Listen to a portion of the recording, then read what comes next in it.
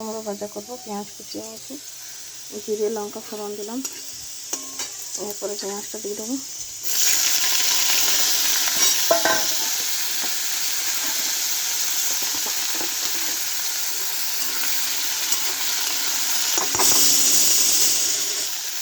অনেক ইউটিউবের রান্না, শর্টকাটে, কোনো মশলাপাতি এর মধ্যে পড়বে না।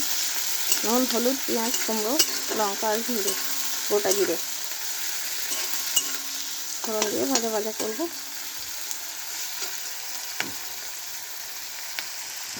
পেঁয়াজটা দেওয়ার পরে কুমড়োটা দেবো।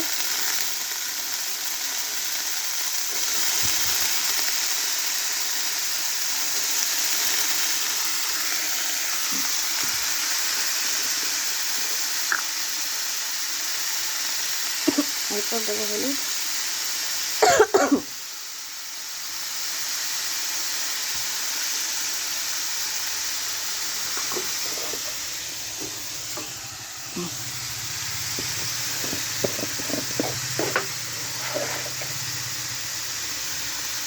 এরপর নুন দেবো।